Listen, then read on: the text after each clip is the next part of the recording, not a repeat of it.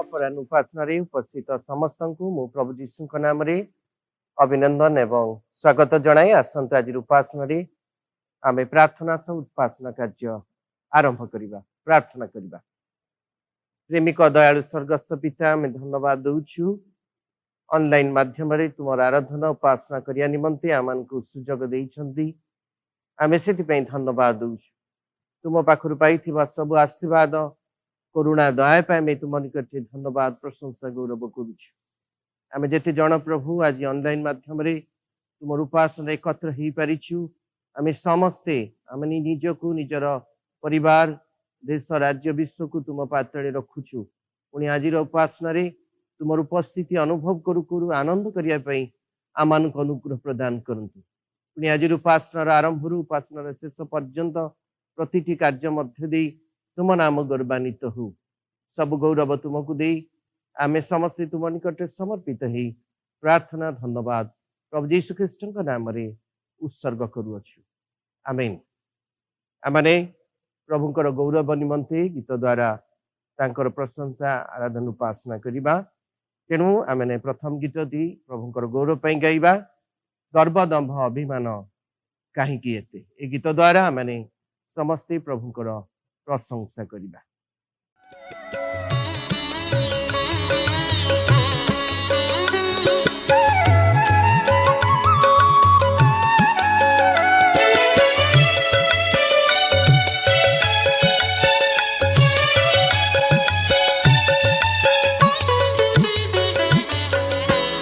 गर्व दंभ अभिमान काहीकि एते। गर्व दंभ अभिमान काहीकि एते। बाट बसा धूली घर बाट बसा धूली घर रही बसते काहीकि एते। गर्व दंभ अभिमान काहीकि एते।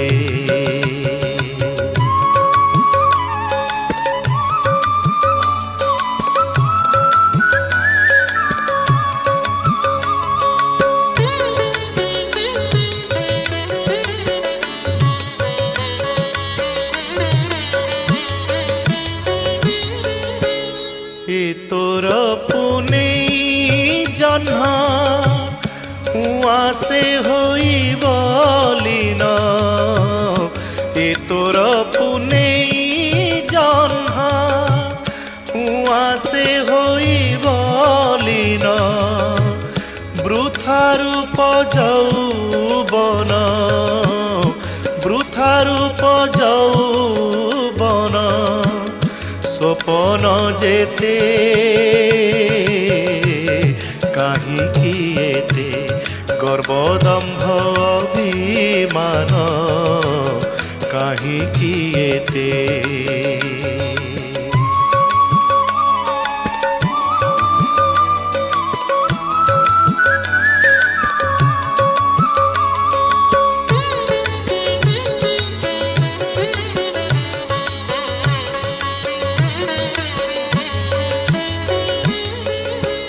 हजाई देबी बेका जानी न जानू मूर्ख। हजाई देबी बेका जानी न जानू मूर्ख। अजाणते दिने डाक अजाणते दिने डाक पड़िब तोते काहीकि एते। गर्व दंभ अभिमान काहीकि एते।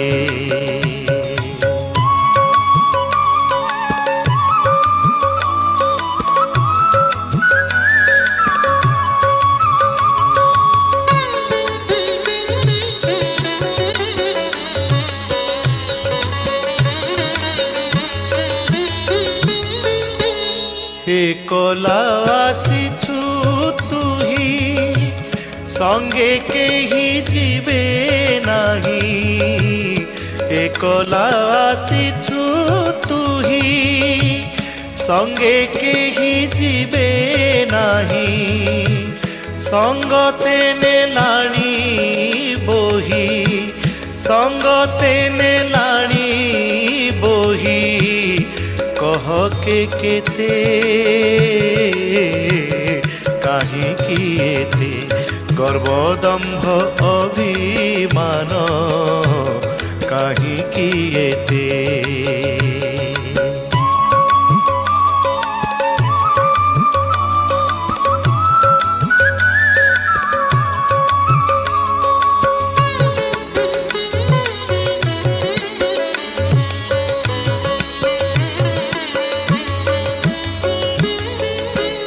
काल सागर उत्ताल नाही तार थळ कूळ काल सागर उत्ताल नाही तार थळ कूळ पारिबु की पार होई पारिबु की पार होई भंगा बोईते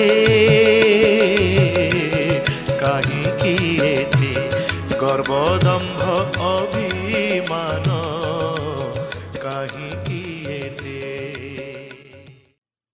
गीत द्वारा प्रभुंकर गौरव हो आम गीत द्वारा प्रभुंकर प्रशंसा करिछु समय आम गोटे गीत संहिता पाठ करवा आपण माने पाइबे गीत संहिता 113 गीत 1 रु शेष पद पर्यंत गीत संहिता 113 1 रु 9 पर्यंत समस्त निमंते पाठ करुछि तुम्हें माने सदाप्रभुंकर प्रशंसा कर हे सदाप्रभुंक दासगण तुम्हें माने प्रशंसा कर सदाप्रभुंक नामर प्रशंसा कर आज ठारू अनंत काल सदाप्रभुंक नाम धन्य हेउ सूर्यर उदय स्थान ठारू तहिर अस्त स्थान पर्यंत सदाप्रभुंक नाम प्रशंसनीय सदाप्रभु समुदाय गोष्ठी उपरे व ताहांको गौरव आकाश मंडल उपरे उच्चीकृत ताहांकर आसन ऊर्ध्वरे जे आकाश और पृथ्वी देखिबा पई आपना को नत करंती सेई सदाप्रभु आम्भ मानक परमेश्वर तुल्य किए से अधिपति मानक संगे निज लोकंक अधिपति गण संगे बसाइबा पई दरिद्र को धोड़ी उठांती व दिनहीन को क्षत राशि उत्तोलन करती से बंध्या स्त्री गृहिणी व संतान गणर आनंदमयी माता करती तुम्हें माने सदा प्रभुकर प्रशंसा कर ए गीत संहिता पठन श्रवण रे प्रभु आमान को आशीर्वाद करंतु आमने समय मंडलीर संपादक महाशंकर ठारू आजिकार विज्ञापन सुनिया सर्वप्रथम मु ईश्वर को धन्यवाद दिए कारण से पुनर्बार आम को एक प्रकार ऑनलाइन माध्यम तांकर सेवा प्रार्थना करने सुजोग देइचंती बोली एवं आपण मान को मध्य मु प्रत्येक को प्रभु जीशु ख्रीष्ट नाम रे आह्वान जणाउछि आज आमकर वक्ता महाशय रेभरेंड विमल कुमार जेना से आम मध्य उपस्थित अछंती से प्रभु वाक्य परिवेषण करिवे तांको मध्य मु मंडल तरफ विशेष धन्यवाद ज्ञापन करूछि आपण मन जानिचंती आमकर मंडलीर सभ्य मिस्टर सलोमन साहू बालिया निवासी से गतकाली अर्थात 6 सेप्टेम्बर रे से परलोक गमन करिसंती तेणुक आम माने तांकर परिवार पई आम माने विशेष करी प्रार्थना करबा तांकर विधवा पत्नी पुणी तांकर पिला मान पई आम माने विशेष प्रार्थना करे जेपरि प्रभु तांकर निजर शांति एवं सांत्वना प्रदान करंती आपण माने मध्य प्रार्थना करंतु आम मानकर समाजर प्रत्येक फैमिली निमंते जेपरि प्रभु प्रत्येक परिवार सदस्य मानकु एई कोरोनार प्रादुर्भाव जेपरि से रक्षा करंती एवं आम माने मध्य प्रार्थना करबा जो जो परिवार विभिन्न प्रकार असुस्थ मान अछंती सेमान पय प्रार्थना करे जे प्रभु सेमान को सुस्थता प्रदान करंती आमाने आममानकर समाजर प्राचीन मान प्रार्थना करबा जब प्रभु तांकर निजर इच्छा ସେମାନଙ୍କ ଜୀବନରେ ସଫଳ କରନ୍ତି। ଆମମାନେ ଆମମାନଙ୍କ ଦେଶର ଯେଉଁ ନେତାମାନେ ଅଛନ୍ତି ସେମାନଙ୍କ ପାଇଁ ପ୍ରାର୍ଥନା କରିବା ଯେପରି ପ୍ରଭୁ ସେମାନଙ୍କୁ ଜ୍ଞାନ ଦିଅନ୍ତି ଏବଂ ଦେଶକୁ ଉପଯୁକ୍ତ ଭାବରେ ଶାସନ କରନ୍ତି ଏବଂ ଦେଶ ବର୍ତ୍ତମାନ ଯେଉଁ ପରିସ୍ଥିତି ଗତି କରୁଛି ଯେପରି ସେମାନେ ଉପଯୁକ୍ତ ଭାବରେ ଆଉ ତାହାକୁ ସେମାନେ ସମାଧାନ କରିବାକୁ ପାରନ୍ତି। ଆମମାନେ ପ୍ରାର୍ଥନା କରିବା ଆମମାନଙ୍କର ମଣ୍ଡଳୀର ଭାଇ Samir David Bhakta VIP colony son of doctor Shubha Sanjan Bhakta ଆଉ ସେ ଏକ ନୂତନ ବିଜନେସ୍ ବ୍ୟବସାୟ ଆରମ୍ଭ କରିଛନ୍ତି ଯେମିତି ପ୍ରଭୁ ତାଙ୍କର ବ୍ୟବସାୟରେ ଯେପରି ତାଙ୍କୁ ଉନ୍ନତି ଦିଅନ୍ତି ସେଥିପାଇଁ ଆମେ ପ୍ରାର୍ଥନା କରିବା। ମୁଁ ଆପଣମାନଙ୍କୁ ପୁନର୍ବାର ଅନୁରୋଧ କରୁଛି ଯଦି ଆପଣମାନେ ଆଜି ପର୍ଯ୍ୟନ୍ତ ଆପଣମାନଙ୍କ ହ୍ୱାଟ୍ସଆପ୍ ନମ୍ବର ଏରିଆରେ କମିଟି ଭାଇମାନଙ୍କୁ ଦେଇନାହାନ୍ତି ତାହେଲେ ଆପଣମାନେ ଦେଇଦେବେ। ତାହେଲେ ଆମମାନେ ଯେଉଁ ଲିଙ୍କ ପଠେଇବୁ ଆପଣମାନେ ଆମମାନଙ୍କ ସହିତ ପ୍ରତି ରବିବାର ଉପାସନାରେ ଯୋଗ ଦେବାକୁ ପାରିବେ। ପ୍ରତି ରବିବାର ସଣ୍ଡେ ସ୍କୁଲ ପିଲାମାନଙ୍କ ପାଇଁ ସକାଳ 8ଟା ସମୟରେ, ଇଂଲିଶ ସର୍ଭିସ ସକାଳ 10ଟା ସମୟରେ ଏବଂ ଓଡ଼ିଆ ୱାର୍ସିପ ସର୍ଭିସ ଅପରାହ୍ନ 4ଟା ସମୟରେ, ପୁଣି ପ୍ରତି ଶନିବାର ସନ୍ଧ୍ୟା 7:30 ସମୟରେ ବାଇବଲ ଷ୍ଟଡି ଆମମାନଙ୍କର ବାଲେଶ୍ୱର ସି ୟୁନିୟନ ଦ୍ୱାରା ଏହା ପରିଚାଳିତ କରାଯାଉଛି। ଆମମାନଙ୍କର ଟେକ୍ନିକାଲ ଟିମ୍ର ସମସ୍ତ ସଦସ୍ୟମାନଙ୍କୁ ମୁଁ ଧନ୍ୟବାଦ ଦିଏ ସେମାନଙ୍କର ଅକ୍ଲାନ୍ତ ପରିଶ୍ରମ ହେତୁ। ଆପଣମାନଙ୍କୁ ମଧ୍ୟ ମୁଁ ଅନୁରୋଧ କରେ କି ଆପଣମାନେ ଦୟାକରି ଆମର ଏହି ୟୁଟ୍ୟୁବ ଚ୍ୟାନେଲକୁ ସବସ୍କ୍ରାଇବ, ସେୟାର ଏବଂ ଲାଇକ୍ କରିବାକୁ ଭୁଲିବେ ନାହିଁ। ଧନ୍ୟବାଦ।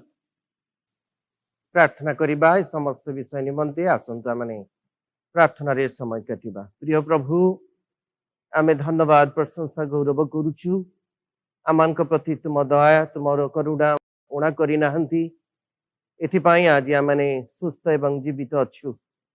अन्य मानक ठारु आमे कदापि भलो नहु तथापि तुम दया तुम अनुग्रह मानक पई कमाई देई नाहंती एमे सेति पई तुमको धन्यवाद दउछु। विशेष भाव में प्रभु आमानक समाज रे जो माने रोगरे पीड़ित विभिन्न रोगरे आउ वार्धक्य हेतु विभिन्न कष्ट जंत्रणा भोग करुछंती आम समाज रो प्रत्येकों को आमे तुमर से आरोग्यकारी चरण तले समर्पण करुछु। प्रभु सेमानकु सुस्थ सुरक्षित रखंतु बाले आमे निवेदन करू। विशेष भाव में आमे से सखाकुल परिवार को मध्य आमे तुम पाद तळकु आणुछु। सेमानकु तुमे तुमर स्वर्गीय शांति सांत्वना प्रदान करंतु। प्रभु आम समाज रो जो माने कोविड-19 वायरस द्वारा प्रभु आक्रांत आउ से माने विभिन्न स्थान रे चिकित्सा दिन रे अछंती आमे समस्त को पई प्रार्थना करू। विश्व रे जो माने प्रभु एई कोरोना वायरस द्वारा इफेक्ट एही प्रभु विभिन्न स्थान रे चिकित्सा होउछंती सेमान को प्रति तुमर अनुग्रह हेउ जेपर से माने सुस्थ पाइबे। प्रभु तुमर नाम कुच्छ स्थापन करिवे एई प्रकार अनुग्रह करंतु। दयामय स्वर्गस्थ पिता आमर देश आमर राज्य आमनकर शहर को आमनकर विश्वासी प्रत्येकों को आमे तुम पाद तले रखुछु। जो माने तुमको जानंती विश्वास करंती हे प्रभु सेमान को सकल महामारी ठारू उद्धार करंतु बोली आमे निवेदन करू। से परि प्रभु आमने आमनकर मंडली प्रति परिवार को तुम पाद तले रखु रखु आज वक्ता महाशय को मध्य आमे तुम पाद तले रखुछु। तांको अभिषेक करंतु तांको मुख देई आज वाक्य मानकर सम्मुख रे प्रचार करिबा पई हे पवित्र आत्मा तुमर अभिषेक तुम दासंक उपरे रहु बोली आमे निवेदन करू। दयामय स्वर्गस्थ प्रभु धन्यवाद दौ दौ आमे जेते जण आज प्रभु ए ऑनलाइन उपासना रे एकत्र हेबाकू पारिछु तुमे आमानके सुंदर सुजोग देइछ एथि पई तुमको धन्यवाद दउछु। उपासना गृह बंद अछि मात्र तुमर उपासना केही बंद करि पारि नाहंती तेणु आमाने गृह रे रही तुमर आराधना उपासना करू करू तुम वाक्य रे आमद करिबा जो सुजोग पाइछु एथिपाई आमे समस्त तुमको धन्यवाद दउछु। प्रभु उपासना अवशिष्टांश समस्त कार्य मध्य दी तुम नाम गौरवान्वित हो। सब महिमा सब गौरव तुमको दे आमे समस्त तुम निकट समर्पित ही प्रार्थना धन्यवाद प्रभु यीशु का नाम रे उत्सर्ग करूछु। आमेन। आमने आउ गोटे गीत द्वारा ईश्वरंकर आराधना उपासना करिबा। से गीतटी हेला धन्यवाद प्रशंसा गौरव तुम्भर। आमने गीत द्वारा ईश्वरंकर आराधना एवं उपासना करिबा।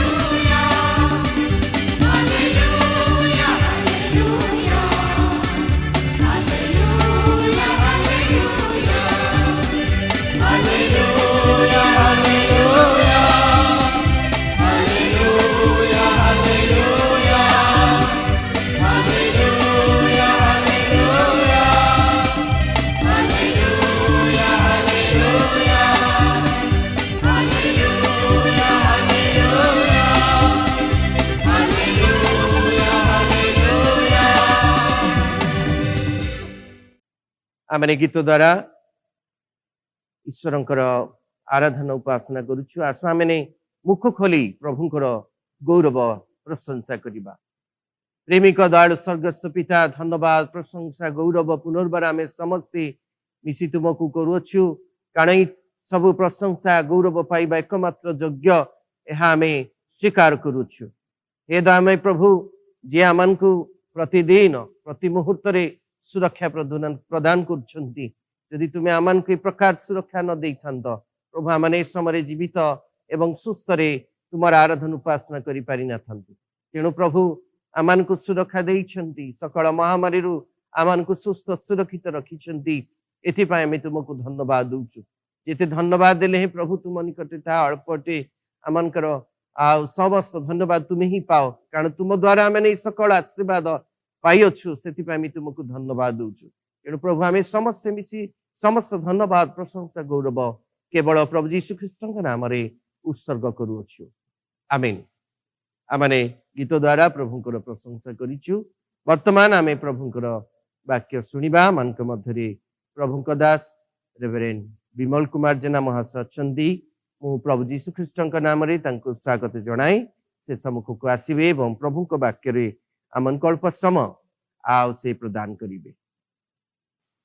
समस्त को आज अपराह्न उपासना रे जोग देइथिबारु मु प्रभु ख्रीष्ट नाम रे नमस्कार जनाऊँगी। प्रभु को विशेष कर धन्यवाद दिए सुंदर सुजोग पाई प्रभु मते आपण मान सम्मुख रे छिड़ा ही ताहांकर वाक्य परिवेषण करने सुजोग देइचंती। आ मंडली निकट में मध्य मु कृतज्ञ। मंडली सेक्रेटरी आ जो प्रोग्राम कमिटी अच्छी से माने मते स्मरण करी ए सुंदर सुजोग देइचंती ताहांकर वाक्य किछि आपण मानकु शेयर करिया पाए। आमने समस्ते जानू जे आमने इतिहास रे एक आह्वानकारी समय देकी जाउछु। ए प्रकार समय केबे भी हेई नथिला बोधे। यदि कौन प्रकार एक समय आसी ए प्रकार विपदर संकटर आपदर बा गोटे चैलेंजिंग टाइम जहाँ को आम कहूँ हुए तो कौन निर्दिष्ट स्थान रे ता सीमित कौन प्रदेश रे राज्य रे देश रे सीमित किंतु समग्र पृथ्वी रे एक आतंकर समय आसी पहुँची। आमको ताहा प्रभुंक निकट को जीवा पाई प्रेरणा दिए, ताहा आमको प्रभुंकर निकटवर्ती होगापाई साहाय्य करे। सेथिपाई आज सकाळ रे आज ये अपराह्न समय रे मु गोटे विषय चिंता करिया पाई इच्छा करिछि कि प्रातः काल रे आमे की प्रकार प्रभुंक सहित साक्षात करिबा। प्रभुंक सहित प्रातः साक्षात, प्रभुंक सहित प्रातः साक्षात। मु जेतेबेले आम मंडली कथा चिंता करे आमर निजर गाँ कथा मु जेतेबेले से छोट थिली, छोट थिबा समय रे आमर मंडली रे गिरजाघर सकाळु खोला होउथिला। आउ केतेक लोक माने जाई कि मंडली प्रार्थना करूथे सकाळु। एटा मोर मन पडुछि। आउ किछि वर्ष तळे मध्य जेतेबेले मु बालेश्वर थिली गोटे परिवार को सकाळ सकाळ मु तांको घर को गोटे काम रे गली। प्राय 6टा पूर्वरु 5:30 6टा पूर्वरु मु गली। आउ गोटे काम थिबार मु निजे आम घरे घरोई प्रार्थना की व्यक्तिगत प्रार्थना न करिकी तांको निकट रे पहुँचली। आ जेतेबेले मु तांको घर जाके पहुँचली मु देखुची कि से माने समस्ते आंठू भांगी की प्रार्थना करछंती परिवार भाव रे। मते गोटे बड़ चैलेंज आसिला कि प्रभु मु तुमर सेवा करूची, मु गोटे काम करिया पा धाई आसिली किंतु मु निजे तुम चरण समर्पित हे निजे प्रार्थना कली नहीं। किंतु यही परिवार को जेतेबेले मु आज देखुची से माने समस्ते आंठी की प्रार्थना करूछंती। बड़ी सुंदर विषय। तापरे किछि वर्ष तळे प्रभुंकर वाक्य प्रचार करिया पाई मु पिपिली मंडली को जाइथिली। आ जेति बेले पिपिली मंडली को जाइथिली राति रहिली तार दिन सकाळे पुनरुत्थान दिन सुसमाचार प्रचार करिया पाई मते कुआ होउथिला। मु सकाळे देखिली जे घंटी बाजिला 5टा समय रे आ समस्ते जाईकी गिरजा घरे से माने प्रार्थना करूछंती। समस्ते तो नहंती, अनेक जाईकी से माने गिरजा घरे प्रार्थना करूछंती। प्रार्थना करने समय मत प्रभु चालना देले ये मंडली प्रभु सहित साक्षात करने चाहूँ। सकाल समय होउछि प्रभु निमंते माने आपना आपना को समर्पण करिवार एक प्रकृत समय अटे। ईश्वर वाक्य बाइबल रे ताहार अनेक उदाहरण अच्छी। बेले बेले आम घरे मु सकाल समय उठी झरका सब खोली दिए, कबाट खोली दिए, आमर पिला मान को मु डाक पकाई कहे पिला माने उठी जाओ ये प्रभु आम मान को एक फ्रेश ऑक्सीजन देवाई चाहूँगी ताहा आसीबो घर भीतर को आमे ताहा नेबा ताहा आमानकर उपकार रे आसीबो ताहा आमानकर स्वास्थ्य में बहुत उपकारी। ठीक सही परी ये प्रभु को सकाल समय रे निजर जीवन रे समर्पण करिबा एक बड़ विषय अटे। ईश्वर वाक्य लेखा अछि जे ईश्वर ए प्रकार सृष्टि करिसंती जे सकाल समय हबो, संध्या समय हबो, दिन समय हबो, राति समय हबो। आउ सकाल हेले वन्य जंतुगण से माने अपना अपना स्थान को चली जाती और शयन करती और मनुष्य संतान गण से माने प्रातः काल हेले अपना अपना कार्य बाहरी जाती बोली बाइबल रे लेखा अछि। सकाल समय एक प्रकृत समय जे आम राति सारा निद्रागत हेई थाउ, आमको एकदम भल लगे। तापरे आमानकर जते बेले प्रातः काल रे आमे दिवसर आलोक देखु, आलोक देखिला परे आमानकर मन आमानकर शरीर एक प्रकार सतेज अवस्था थाए। आमे प्रभु को डाकिया पाई चाहि थाउ। आदि पुस्तक जते बेले आमे देखु सदा प्रभु परमेश्वर आदम आ हवांक सहित साक्षात करिया पाई दिनावसान समय रे से एदन उद्यान को आसुथिले बोली कि लेखा जाए। कारण सदा प्रभु परमेश्वर आदम आ हवांक सहित साक्षात करिया पाई सहभागिता करिया पाई से दिनर माने संध्या समय एक शीतल अवस्था रे ताहांक सहित आसिकी समय काटुथिले। किंतु से संध्या समय कथा तो आज कहया चाहूनी, किंतु आजिकाली आमने प्रातः काल रे की प्रकार प्रभुंकर निकट को जीवा, प्रभुंकर निकट प्रार्थना करिबा आ प्रभुंक सहित साक्षात करिबा। आमे विशेष करी ईश्वर वाक्य बाइबल रे देखु गीत संहिता विषय। गीत संहिता रे 150 टी अध्याय अच्छी, 150 टी गीत अच्छी। आ से 50 टी गीत मध्यरु प्राय 100 टी गीत दाऊदଙ୍କ द्वारा रचित। आउ दाऊद सदा प्रभु को उद्देश्य रे से प्रशंसा करिसंती, धन्यवाद देइसंती, निवेदन करिसंती, प्रार्थना करिसंती, आपनार दुख जणैसंती, आपनार काकुक्ति तांको निकट रे प्रकाश करिसंती। ए प्रकार से समय बितेइसंती। जेतेबेले आमे गीत संहिता तार 5:3 पद देखु सेठारे ए प्रकार लेखा अछि, हे सदा प्रभु तुम्भे प्रातः काल रे मोहर रब सुनिब, मु प्रातः काल रे तुम्भ उद्देश्य रे अपना प्रार्थना सजाइबी ओ जगी रहिबी। आमने जानू जे दाऊद जने राजा थिले, किंतु से हठात तो राजा हेले नहीं। से युवा अवस्था रे ही प्रभु को भय करुथिले। जेतेबेले अपना पितांकर मेष से जंगल रे चरौथिले, से मानकर जत्न नउथिले, सेही समय रे मध्य से सदा प्रभु को प्रति तांकर भय थिला। आउ से सदा प्रभु को उद्देश्य प्रशंसा गान करिवार अभ्यास थिला। आउ सेही समय रे से सदा प्रभु मोहर प्रतिपालक मोहर अभाव हेबो नाही बोली कि से गीतटीए लिखिथिले। तांकर अभ्यास थिला। आउ जेतेबेले ताहांकर बड़ भाई माने साउलंकर युद्ध रे शामिल हेइथिले आउ युद्ध करुथिले, पिता ताहांको पठेइले तुमे जाओ जे निजर भाई मान निकट किछि खाइबा जिनिस नै कि देबो आ सेमानकर भल मंद विषय को बुझिकी आसी मते जणेबो। ईश्वर को वाक्य लेखा अछि कि प्रथम सामुएल तार 17 अध्याय रे से प्रभात रे उठी जे अपना भाई मान को साक्षात करिया पाई गले बोली। सकाल समय रे से उठी की निजर कार्य करिवार आ प्रभु को प्रशंसा करिवार तांकर एक अभ्यास थिला। एठी गीत संहिता 5:3 पद रे आमे देखुछु जे प्रातः काल रे हे सदा प्रभु तुम्हे मोहर रब सुनिब, मु प्रातः काल रे तुम उद्देश्य रे प्रार्थना सजाइबी ओ जगी रहिबी। केते सुंदर अभ्यास। से जने राजा थिले, इस्राएल एते बड़ राज्य, एते लोकंकर शासन करिया पाई तांकर केते समय दरकार, केते ज्ञान बुद्धि दरकार।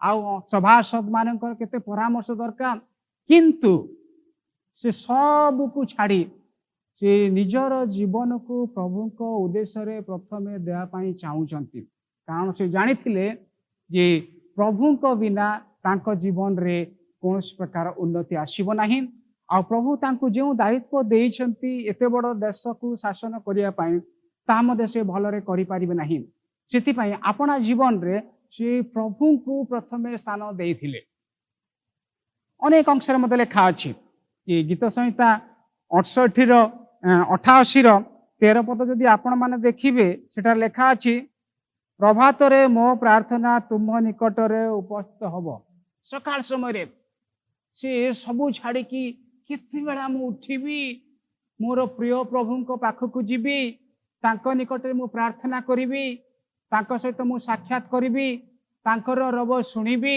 तांको निकट रे निवेदन करिबी ए प्रकार चिंता तांकर थिला 143 रो 8 पद मध्य जदि आपण माने देखिबे दाऊद कहंती प्रभात रे तुम्हर स्नेहपूर्ण करुणार कथा मुते सुनाओ कारण मु तुमठारे भरोसा रखे मोहर गंतव्य पथ मुते जणाओ कारण मु तुम आड़े अपना प्राण उठाए केते सुंदर कथा प्रभात रे सकाळ समय रे तुम्हर स्नेहपूर्ण करुणा कथा मुते सुनाओ मु सुनिबी मु तुमठारे भरोसा रखुची प्रभु मु तुम निकट को आसी अपना को समर्पण करुची मोहर गंतव्य पथ मते तुम्हें जनाओ आज की प्रकार कार्य मु करिबी कौ रास्ता रे जीवी कौन करवा द्वारा तुमर गौरव हब कौन करवा द्वारा लोक मानकर मंगल हब कौन करवा द्वारा इस्राएल देशर उन्नति हब ता मते तुम्हें जनाओ आउ से पथरे मते चलिया पाई दियो कारण मु तुम आड़े अपना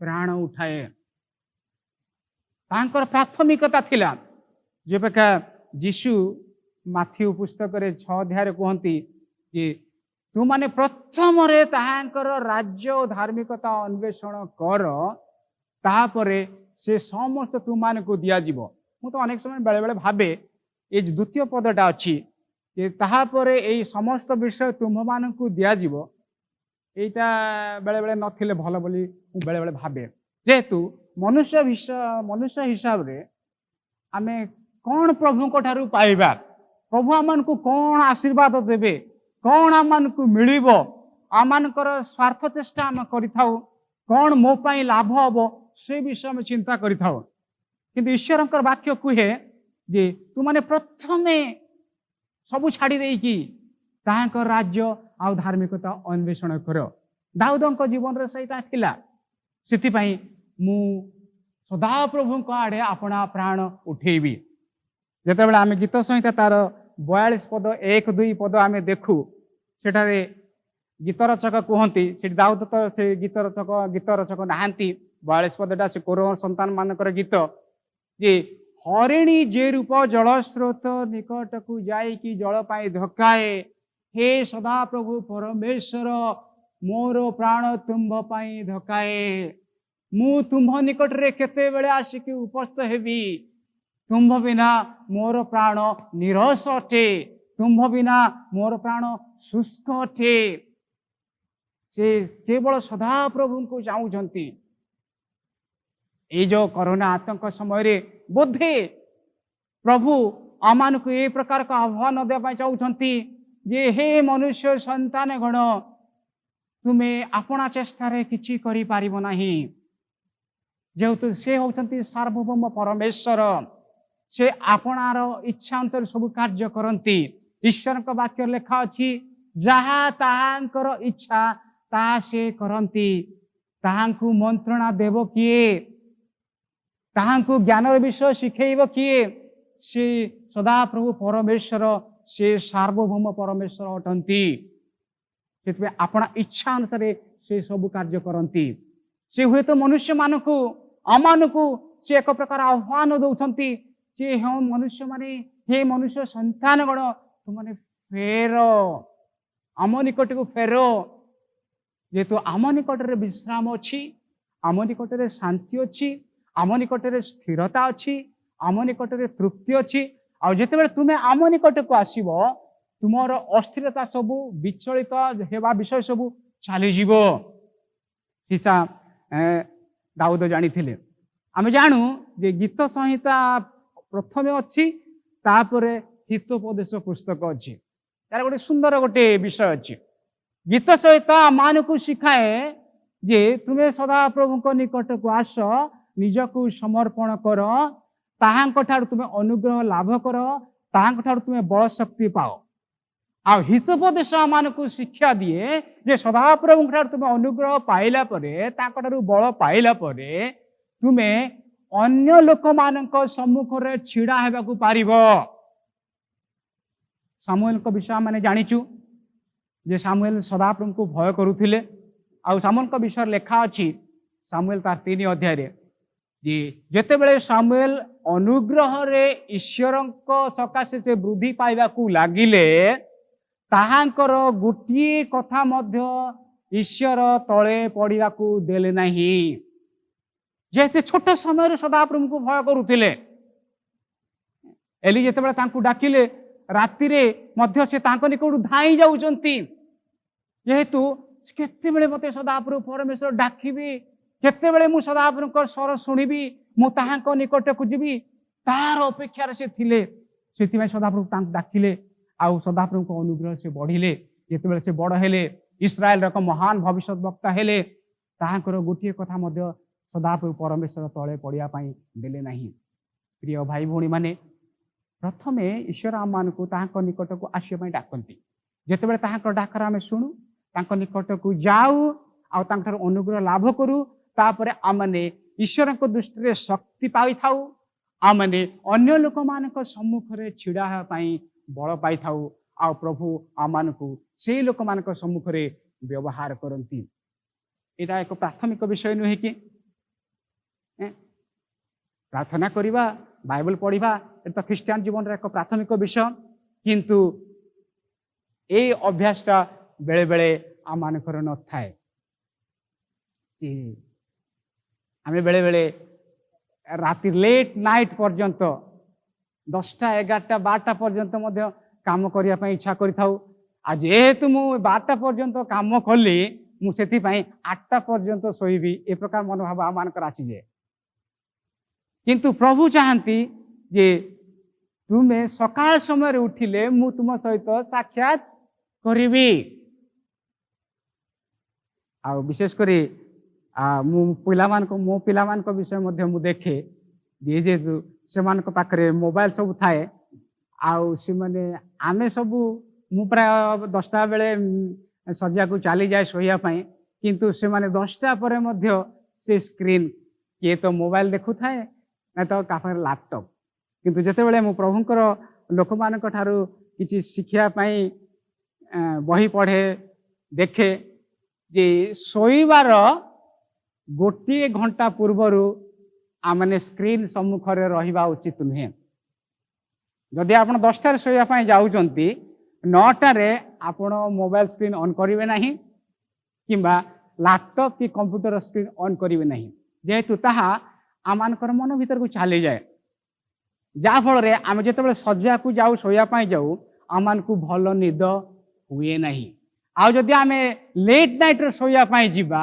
आमे सकाळ उठी पारिबा नाही आ जेतेबेले सकाळ उठी पारिबा नाही प्रभु को सकाशे आंठू भांगी पारिबा नाही प्रभु को निकट रे प्रार्थना करि पारिबा नाही जदि आपण माने यात्रा पुस्तक तार 16 अध्याय देखिबे इस्राएल लोक मान को मूसा कढ़े कि नौचंती मिस्र देश रु नेले सुपसागर से माने पारी हेले एलिम को आसिला पर 16 अध्याय लेखा अछि माने सीन प्रांतर को गले प्राय 45 दिन लागिला से मानक ठारू से मानक मिस्र देश रु सीन प्रांतर रे पहुंचिया पाई से मानक पाई 45 दिन लागिला द्वितीय मासर 15 दिन रे लेखा अछि यात्रा पुस्तक तार 16 अध्याय 1-2 पद रे सेठी गला परे सेमानक पाखरे किछि खाद्य नाही जेतु जो समस्त खाद्य से माने धरी आसीथिले ए 45 दिन रे से माने खाउचंती ता शेष सरी गला से माने पाखरे खाया पाई नाही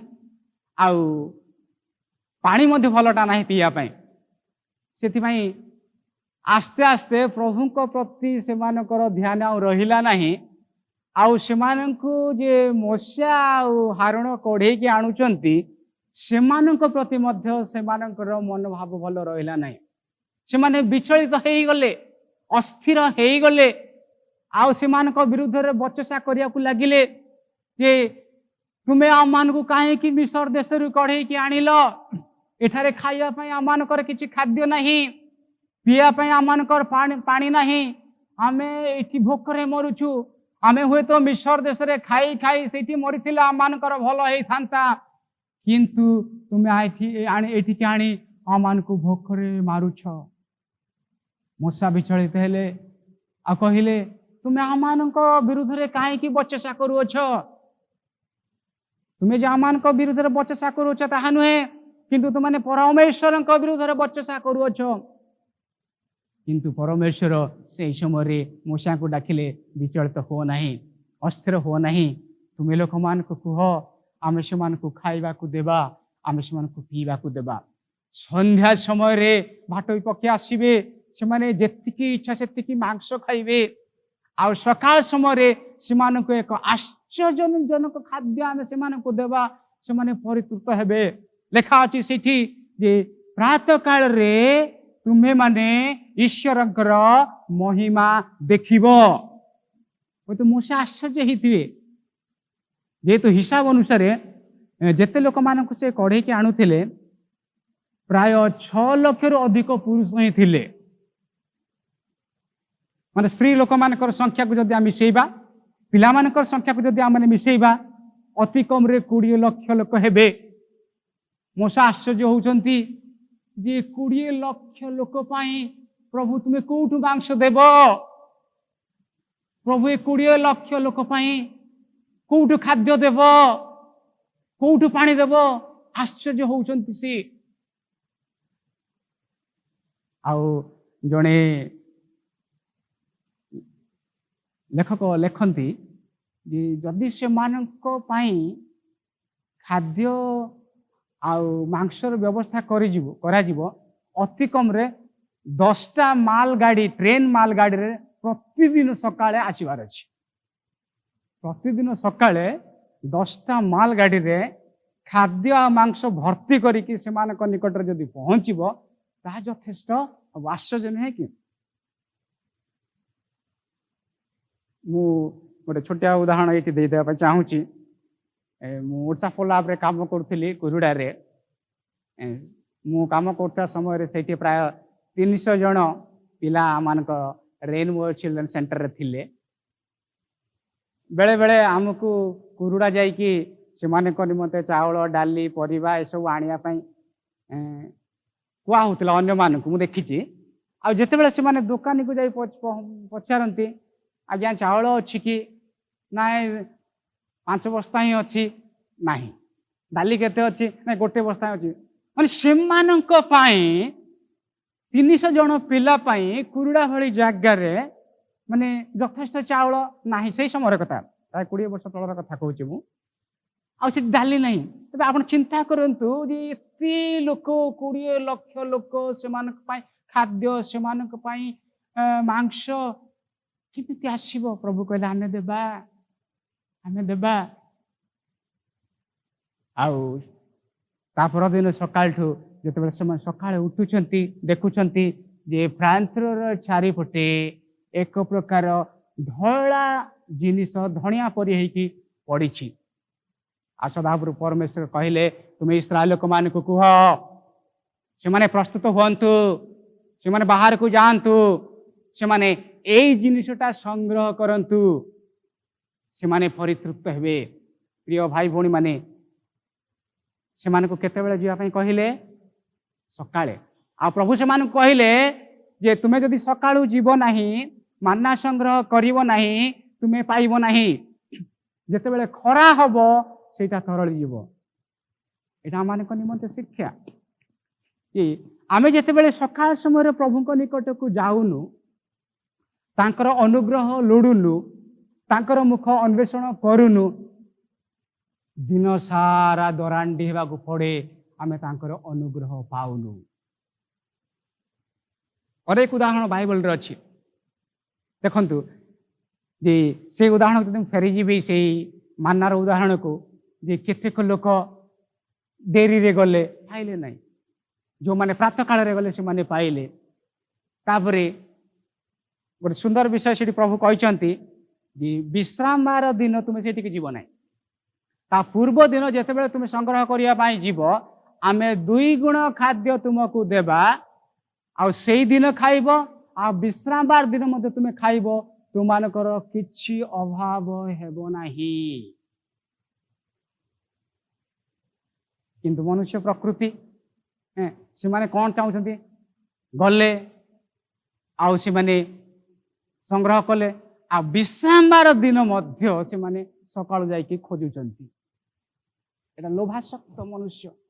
ପ୍ରଭୁ ଯେତେବେଳେ ଆମମାନଙ୍କୁ କୁହନ୍ତି ଏତିକି ତୁମେ ନିଅ ଯଥେଷ୍ଟ ହବ, କିଛି ଅସୁବିଧା ତୁମର ହବ ନାହିଁ, ତଥାପି ଆମମାନଙ୍କ ମନରେ ବିଶ୍ୱାସ ନଥାଏ। ଏଇଟା କ'ଣ ସତ୍ୟ କି? ଆମେ ଲୋଭାଗ୍ରସ୍ତ ହେଇକି ଆଉ ଅଧିକ ସେଇଟା ପାଇବା ପାଇଁ ଇଚ୍ଛା କରୁ। କିନ୍ତୁ ଆପଣମାନେ ଜାଣନ୍ତି, ଯେତେବେଳେ ସଦାପ୍ରଭୁ ପରମେଶ୍ୱର କହିଲେ ଯେ ପ୍ରାତଃକାଳ ପର୍ଯ୍ୟନ୍ତ, ତାର ଦିନ ସକାଳ ପର୍ଯ୍ୟନ୍ତ ତୁମେ ତାହା ରଖିବ ନାହିଁ, କିନ୍ତୁ ସେମାନେ ରଖିବା ପାଇଁ ଚାହିଁଲେ। ଆଉ ଯେତେବେଳେ ପ୍ରାତଃକାଳ ପର୍ଯ୍ୟନ୍ତ ତାହା ରଖିବା ପାଇଁ ସେମାନେ ଚାହିଁଛନ୍ତି, ଆପଣମାନେ ପଢ଼ିବେ ସେଇଟା ଦୁର୍ଗନ୍ଧ ହେଲା। ଯେତେବେଳେ ଈଶ୍ୱରଙ୍କର ବାକ୍ୟ ଆମେ ପାଳନ କରୁନାହୁଁ, ଈଶ୍ୱରଙ୍କ ବାକ୍ୟରେ ଆମେ ବିଶ୍ୱାସ କରୁନାହୁଁ, ତେବେ ଆମେ ସମସ୍ୟାରେ ପଡ଼ୁ, ଅସୁବିଧାରେ ପଡ଼ୁ, ତାହା ଆମମାନଙ୍କର ଉପକାରରେ ଆସେ ନାହିଁ। ତେଣୁ ପ୍ରାତଃ କାଳରେ ଈଶ୍ୱରଙ୍କର ମୁଖ ଅନ୍ୱେଷଣ କରିବା ଏକ ବଡ଼ ବିଷୟ। ବିଶେଷ କରି 3ଟା ବିଷୟ ମାନେ ସବୁବେଳେ ଧ୍ୟାନ ଦେବା ଉଚିତ। ଯେ ପ୍ରାତଃ କାଳରେ ମୁଁ ଈଶ୍ୱରଙ୍କର ଅନ୍ୱେଷଣ କରିବି, ଆଉ ମୁଁ ଈଶ୍ୱରଙ୍କୁ ଗଭୀର ଭାବରେ ପ୍ରେମ କରିବି, ଆଉ ଈଶ୍ୱରଙ୍କୁ ମୁଁ ପୂର୍ଣ୍ଣ ଭାବରେ ଆପଣାକୁ ସମର୍ପଣ କରିବି। ଏଇଟା ଆମମାନଙ୍କର ମନେ ରଖିବା ଉଚିତ। ଯଦି ଆଉ ଗୋଟିଏ 2ଟା ଉଦାହରଣ ଆମେ ଦେଖିବା, ଯେ ଏଇଟା ବାଇବଲର ଏକ ଉତ୍ତମ ଅଭ୍ୟାସ। ଆୟୁବଙ୍କ ବିଷୟ ଦେଖନ୍ତୁ। ଆୟୁବଙ୍କ ବିଷୟରେ ଲେଖା ଅଛି ଯେ ସେ ସଦାପ୍ରଭୁଙ୍କର ଜଣେ ସିଦ୍ଧ, ସରଳ, ସଦାପ୍ରଭୁ ଭୟକାରୀ ଓ କୁକ୍ରିୟତା ବ୍ୟକ୍ତି ଥିଲେ। ତାଙ୍କର 7 ଜଣ ପୁଅ ଥିଲେ, 3ଟା ଝିଅ ଥିଲେ, ଆଉ ସେମାନଙ୍କର ସୁନ୍ଦର ଏକ ପରିବାର ଥିଲା, ପ୍ରଭୁ ଭୟକାରୀ ପରିବାର। ଆଉ ପ୍ରତିଦିନ ସେମାନେ ଗୋଟିଏ ଗୋଟିଏ ଭାଇ ଘରେ ଭୋଜ ପ୍ରସ୍ତୁତ କରୁଥିଲେ, ଆନନ୍ଦ କରୁଥିଲେ, ଆଉ ପ୍ରଭୁଙ୍କ ନିକଟରେ ସେମାନେ ହୋମ ବଳି ଚଢ଼ାଉଥିଲେ। ବାପା ହିସାବରେ ଦେଖୁଛନ୍ତି ଯେ ମୋ ପିଲାମାନେ କ'ଣ କରୁଛନ୍ତି। ଭୋଜ କରୁଛନ୍ତି, ଠିକ୍ ଅଛି, ଆନନ୍ଦ କରୁଛନ୍ତି, ଠିକ୍ ଅଛି, ସେମାନେ ପ୍ରଭୁଙ୍କ ଉଦ୍ଦେଶ୍ୟରେ ହୋମ ବଳି ଉତ୍ସର୍ଗ କରୁଛନ୍ତି, ଠିକ୍ ଅଛି। ତାପରେ ଯେତେବେଳେ ସେମାନଙ୍କର ଏଇ କାର୍ଯ୍ୟ ଶେଷ ହୋଇ ଆସୁଥାଏ, ଆୟୁବ ସେ ଚିନ୍ତା କରନ୍ତି ମୋର ପୁଅମାନେ ହୁଏତ ମନେ ମନେ ସଦାପ୍ରଭୁଙ୍କୁ ପରିତ୍ୟାଗ କରିଯାଇଥିବେ, ଭୁଲି ଯାଇଥିବେ। ସେଥିପାଇଁ ପ୍ରାତଃ କାଳରେ ଉଠି ସେ ସଦାପ୍ରଭୁଙ୍କ ଉଦ୍ଦେଶ୍ୟରେ ହୋମ ବଳି ଉତ୍ସର୍ଗ କରୁଥିଲେ। ତାହା ଏକ ସୁନ୍ଦର ଅଭ୍ୟାସ। ପ୍ରିୟ ଭାଇ ଭଉଣୀମାନେ, ଆମେ ଏଇଟା କରୁ କି? ଆଜି ସକାଳର କଥା, କାଲି ଯେତେବେଳେ ମୁଁ ରାତିରେ ଶୋଇବା ପାଇଁ ଗଲି, ମୋତେ କୁହା ହେଲା ଯେ ବିମଳ ଭାଇ ଆସନ୍ତାକାଲି ତୁମର ଈଶ୍ୱରଙ୍କ ବାକ୍ୟ ଦେବାର ଅଛି। ମୁଁ ଚିନ୍ତା କରୁଛି ଯେ ମୁଁ ତ ଏଇ ବିଷୟ କହିବା ପାଇଁ ଯାଉଛି ଯେ ପ୍ରାତଃ କାଳରେ ମୁଁ ପ୍ରଭୁଙ୍କ ସହିତ ସାକ୍ଷାତ କରିବି, ତେବେ ମୁଁ କାଲି ସକାଳେ ପ୍ରାତଃ କାଳରେ ଉଠିକି ପ୍ରଭୁଙ୍କ ସହିତ ମୁଁ ପ୍ରଥମେ ସାକ୍ଷାତ କରିପାରିବି କି ନାହିଁ। ଆଉ ମୁଁ ଆଜି ସକାଳେ ଯେତେବେଳେ ଉଠିବା ପାଇଁ ବଡ଼ କଷ୍ଟ ଲାଗିଲା ମୋତେ।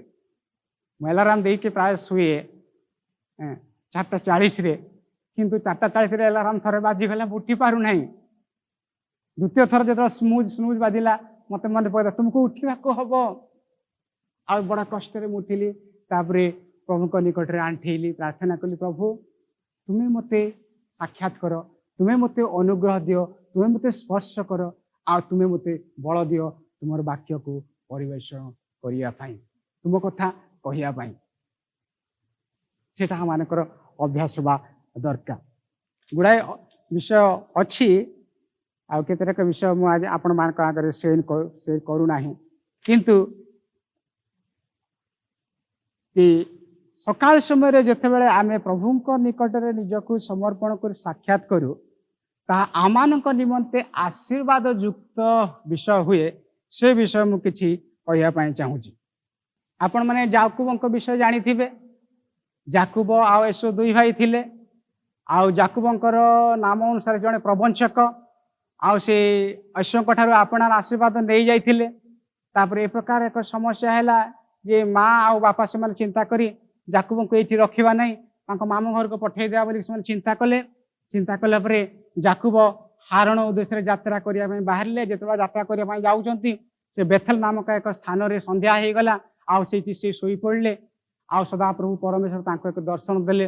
ଦର୍ଶନ ଦେଲା ପରେ ସେ ଦେଖୁଛନ୍ତି ଗୋଟିଏ ସିଡ଼ି ଅଛି, ଆଉ ସଦାପ୍ରଭୁଙ୍କର ଦୂତମାନେ ସେମାନେ ଉପରକୁ ଯାଉଛନ୍ତି ତଳକୁ ଆସୁଛନ୍ତି, ଉପରକୁ ଯାଉଛନ୍ତି ତଳକୁ ଆସୁଛନ୍ତି। ତାଙ୍କ ନିଦ୍ରା ଭଙ୍ଗ ହେଇଗଲା। ତାପରେ ସେ କହୁଛନ୍ତି ଏଇଟା ଏକ ଅଦ୍ଭୁତ ସ୍ଥାନ, ସଦାପ୍ରଭୁଙ୍କର ଉପସ୍ଥିତି ଏଇଠି ଅଛି। ତାପରେ ସେ ପ୍ରାତଃ କାଳରେ ଉଠି ସେଇଠି ଏକ ଯଜ୍ଞ ବେଦୀ ନିର୍ମାଣ କରିବା ପାଇଁ ଗଲେ। ନିର୍ମାଣ କରିକି ସେ ଚାଲିଗଲେ ମାମୁଁ ଘରକୁ। ତାପରେ ଆମେ ସେ ଘଟଣା ସମସ୍ତେ ଜାଣୁ, ସେ ବିଷୟ ବର୍ଣ୍ଣନା କରିବା ପାଇଁ ଚାହୁଁନାହିଁ।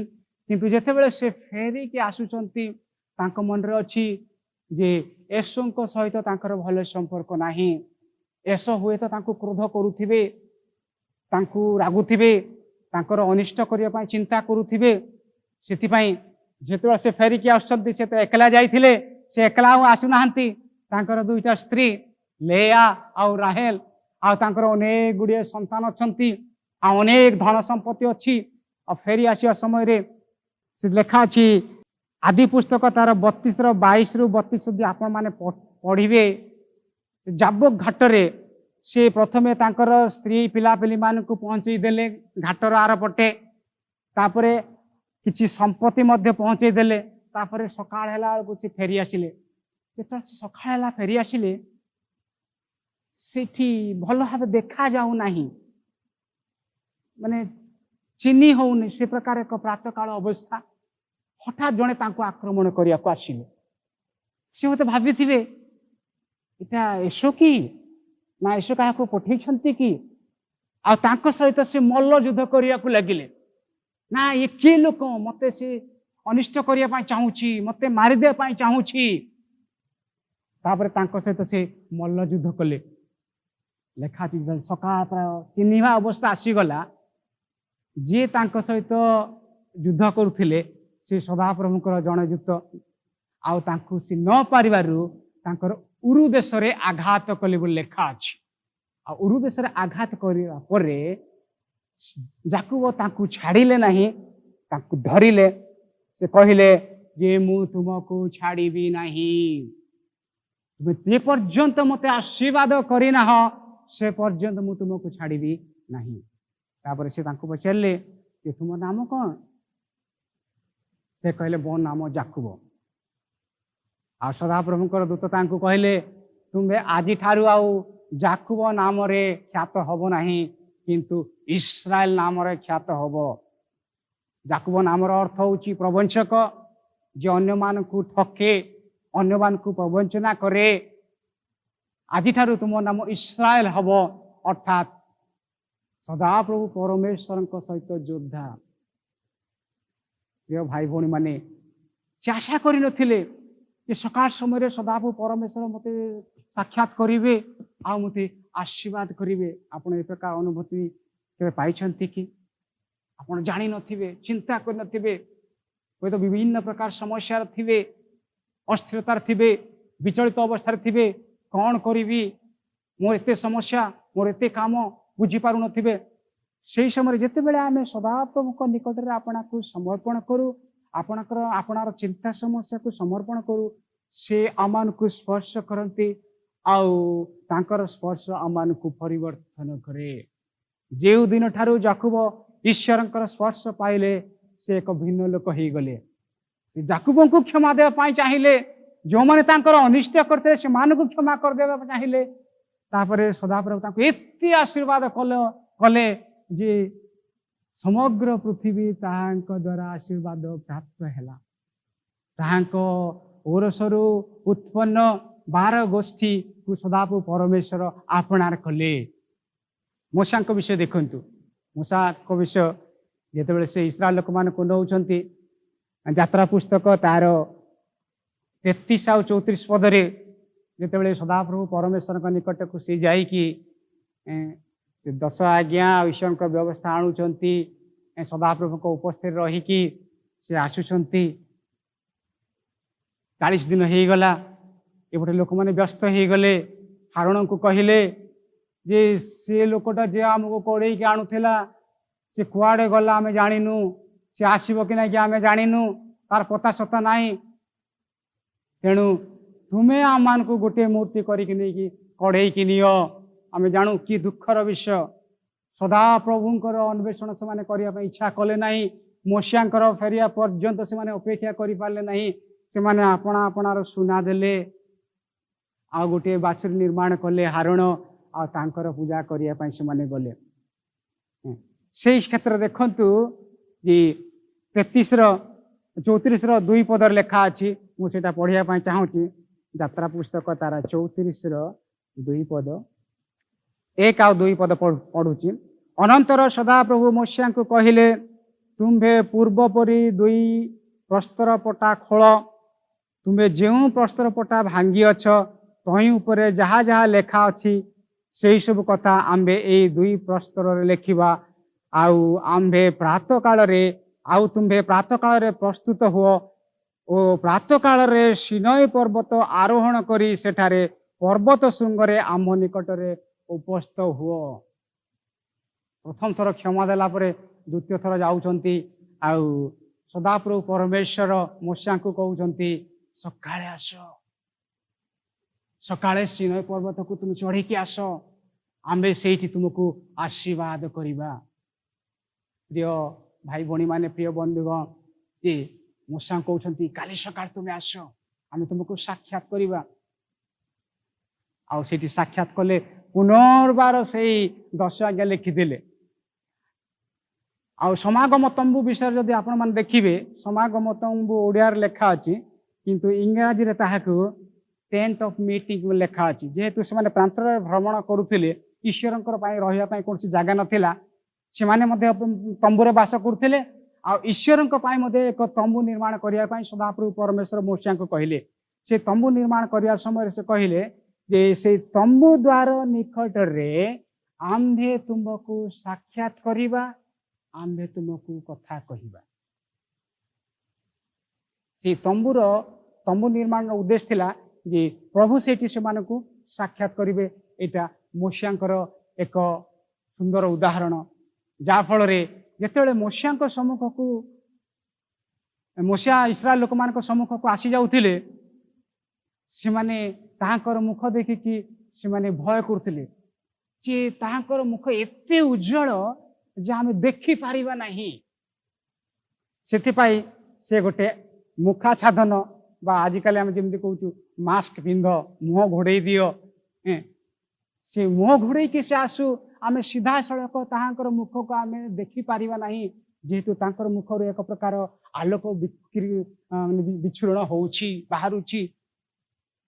ସଦାପ୍ରଭୁଙ୍କ ସମ୍ମୁଖରେ ଯେତେବେଳେ ଆମେ ବସୁ, ଆମମାନଙ୍କର ଜୀବନରେ ପରିବର୍ତ୍ତନ ଆସେ। ସେଥିପାଇଁ ମୋଶିଆଙ୍କ ସମ୍ମୁଖରେ ସେମାନେ ଛିଡ଼ା ହେବାକୁ ପାରୁନଥିଲେ। ନୂତନ ନିୟମର ଗୋଟେ ଉଦାହରଣ ଦେଖିବା। ଯୀଶୁଖ୍ରୀଷ୍ଟଙ୍କର କବରସ୍ଥ ପରେ ଏ ଘଟଣାଟା ଘଟିଛି। ମଗ୍ଦଲିନୀ ମରିୟମଙ୍କ କଥା ଯୋହନ 20 ଅଧ୍ୟାୟର ତାର 1ରୁ କିଛି ଅଂଶ ପାଠ କଲେ ଆମେ ଦେଖୁ ଯେ ଯୀଶୁଙ୍କୁ ତ କବର ଦିଆଗଲା ସମାଧି ସ୍ଥାନରେ, ଯୀଶୁଙ୍କର ସେ ମୃତ ଶରୀରକୁ ରଖିଦେଲେ, ସମସ୍ତେ ଶିଷ୍ୟମାନେ ଚାଲିଗଲେ। କେତେକ ସ୍ତ୍ରୀ ଲୋକମାନେ ଅଛନ୍ତି, କିନ୍ତୁ କେତେକ ସ୍ତ୍ରୀ ଲୋକମାନେ କଥାବାର୍ତ୍ତା ହେଲେ ଯେ ଆଜି ତ ବିଶ୍ରାମବାର ଦିନ, ତାହାଙ୍କର ସମାଧି ସ୍ଥାନକୁ ଆମେ ଯାଇପାରିବା ନାହିଁ, ଖାଲି ସକାଳୁ ଭୋରରୁ ଆମେ ଉଠିବା ଆଉ ସୁଗନ୍ଧି ଦ୍ରବ୍ୟ ପ୍ରସ୍ତୁତ କରିଥିବା ସୁଗନ୍ଧି ଦ୍ରବ୍ୟକୁ ନେଇକି ଯିବା, ତାଙ୍କର ଶରୀରରେ ଅତି କମରେ ମାଖିବା, ଲଗେଇଦେବା, ସେତିକି କାମ ହେଲେ ଅନ୍ତତଃ କରିବା।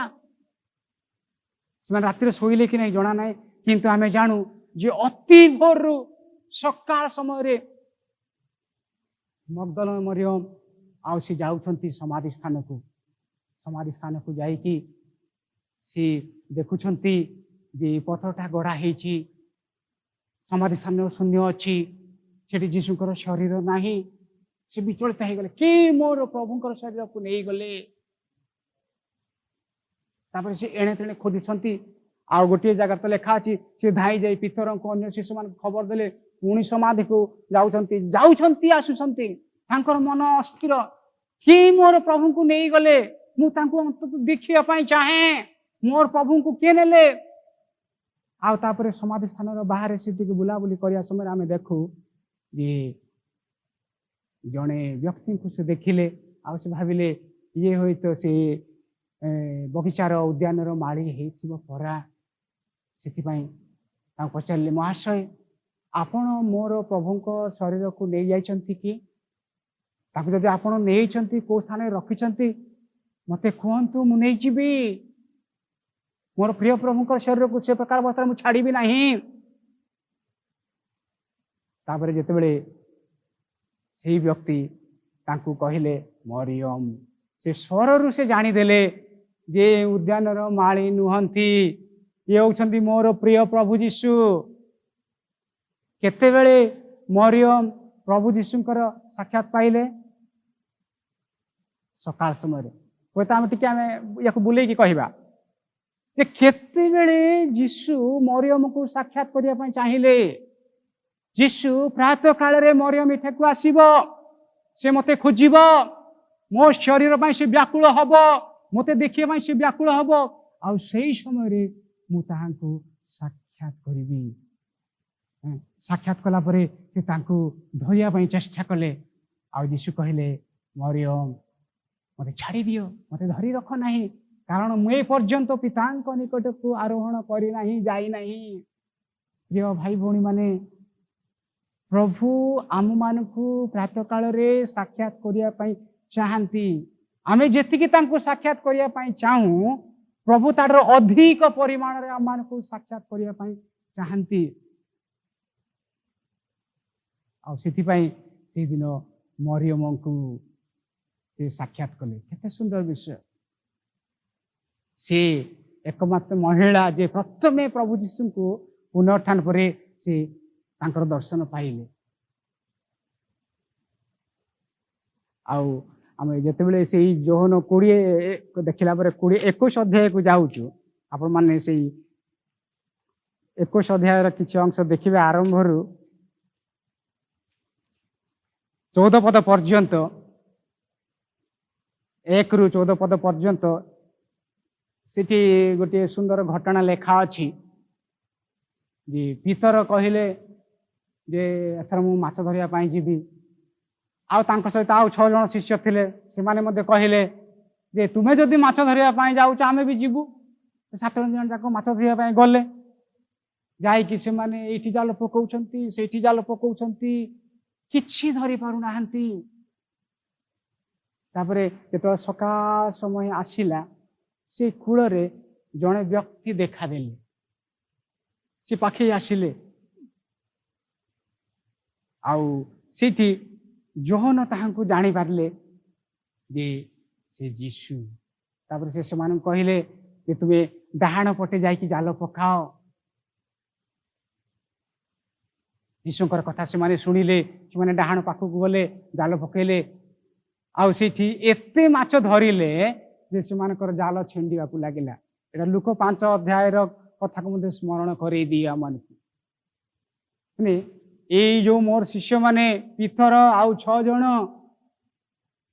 मु उठिला परे मध्य मगदलिनी मरियम सेमानकु जाई कहिला परे मध्य सेमानक हृदय रे विश्वास जात हेउ नाही मु सकाळ समय रे सेमानक निकट को जीबी सेमानकु दर्शन देबी सेमानकु साक्षात करिबी सेमानकु कथा कहिबी सेमानकर विश्वास वृद्धि हम सेमानकर विश्वास दृढ़ हम जीशु जानी सेमानकु सकाळ समय रे दर्शन करिया पे आसिले आ एटी गोटे सुंदर विषय मते देखु देखु जे सेठी जीशु सेमानकु पचारछंती पिला माने तमानक पाखरे किछि खाइबाटा अछि कि ना तापर जीशु सेठी सेमानक निमते माछ भाजी की पिला माने नै कि खाओ बोली कहिले प्रिय भाई भौणी माने प्रिय बंधुगण जे प्रातः काल रे प्रभु ए सब कार्य करी तांकर लोक मानकु से साक्षात करछंती दर्शन दैछंती आपण माने सकाळू उठिकी प्रभुंकर धन्यवाद प्रशंसा करबा चाहते कि गीत संहिता तार 90 पदर लेखा अछि जे हे सदा प्रभु परमेश्वर मूषांकर प्रार्थना हे सदा प्रभुंकर परमेश्वर सदा प्रभु परमेश्वर तुम्भ दया रे आमान को परितृप्त कर।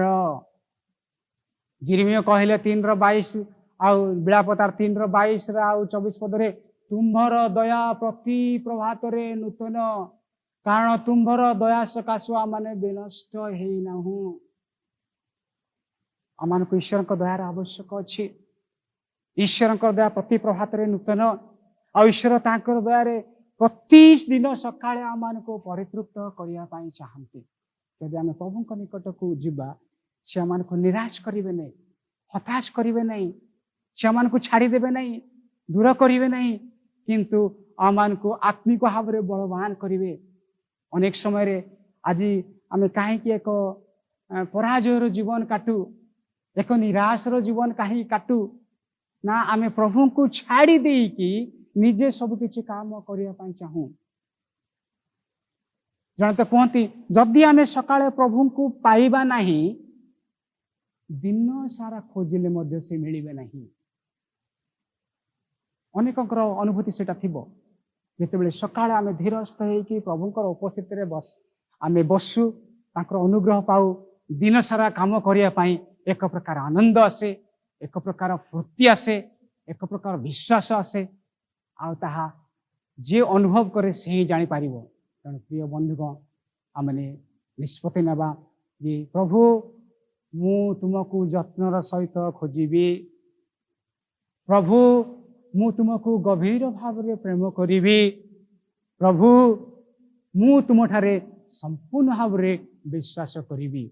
आमने प्रार्थना करिया पूर्व इंग्राजी गोटे कवितारू मु ओडिया रे ताको अनुवाद करिछि ताको टिके पाठ करिया पाई मु चाहूँ। छोटिया कविता अति प्रभात रे उठिली दिनर कार्य को धाई गली एते बेसी कार्य थिला जे प्रार्थना करने को भूली गली समस्या मोठारे बढ़ी गला प्रत्येक कार्य आहुरी भारी हैला कहली हे प्रभु तुम्हें काहेकि मते साहाय्य करूना हो से प्रेम रे मते कहले तुम्हें तो मागिल नहीं आनंद और सौंदर्य देखा चाहिली किंतु दिनटा मते निराश खाली कला आश्चर्य होई कहली काहेकि प्रभु देखा देउ नाहांती प्रेम रे से मते कहले तुम्हें तो खोजिल नहीं ईश्वरंकर सानिध्य को आसिया पाई चाहिली